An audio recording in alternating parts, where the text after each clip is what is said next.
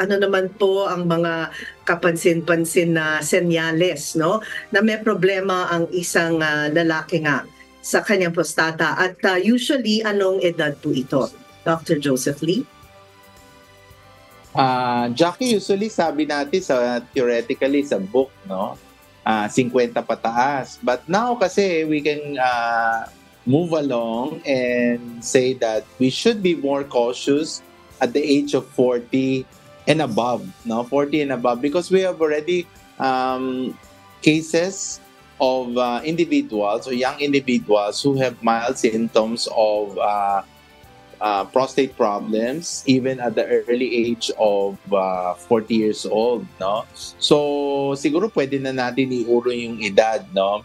Then when it comes to symptomatology, tama ka, Jackie, kailangan ma-monitor natin or yung history kung gaano kagrabe, is it mild, moderate, or severe.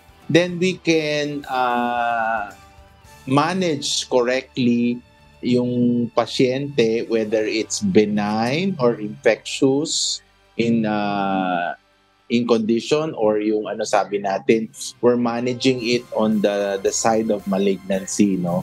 So kailangan yung history ay makumpleto natin at maalam natin yung mga elements of with regards to yung urination niya.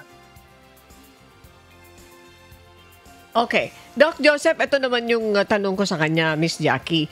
Yung bang mga medyo bata-bata pa o yung bata pa, can a young man have prostate problems? At ang kasunod na tanong doon, bakit? Bakit sila nagkakaroon ng ganun, Doc Joseph? Kung ang sagot ay yes. Thank you po. Yes, depende yan kung una. Yes, pag sasabihin ko, lalo na yung mga patients with prostatitis infection. Kasi kaakibat nito, yung mga paulit-ulit na infection sa bata, young adults. When I say bata, young adults, di ba? STI, nagkaroon ng sexually transmitted infection na hindi gumaling, pwedeng magkaroon ng prostatitis, no?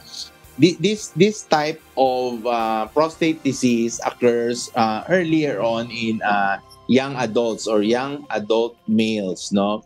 Now, yung nabanggit ko kay Jackie kanina, Ani, is like, are you talking about patients, can they have benign, early signs of benign prostatic hyperplasia? Meron na tayong nasabi ko, nabanggit ko, meron na tayong mga ilan-ilan mga pasyenteng nakikita at the early onset of their 40s or papuntang 50, yung mga 45 to 50 that are already having a bit of signs and symptoms of mild symptoms of prostatism, or yung sinasabi natin earlier symptoms of BPH. So pwede na rin nating bigyan ng medical management yung mga ganon. Okay, so the answer is yes, mayroon. Ayan, okay. Miss Jackie, alam ko, may habol pa tayo mga katanungan. Doc Joseph, standby ka lang dyan. Thank you po. Thank you, Ms. Annie, and thank you, Dr. Joseph. Dr. Joseph, ano po yung mga dahilan kung bakit nagkakaproblema nga sa prostata ang mga lalaki, no? Aside from ito ba, hereditary, iba, kunyari yung cancer nga nila. Pero ano pa yung ibang mga dahilan? Dr. Joseph Lee. One thing kasi, Jackie, is once that you have symptomatology na kakaiba o yung pag-ihi mo hindi na medyo maayos, una sa lahat kasi magpapatingin ka na diba? Yun ang number one. So kailangan magpatingin na, magpa-diagnose, magpagawa ng mga laboratories. If you're doing annual examination, siguro kailangan kasama na yung mga pang-prostate, no? Kasi what is the problem is, kung meron na tayong nararamdaman, meron tayong ibang mga kababayan na hindi pa nagpupunta or they don't go for clinical evaluation.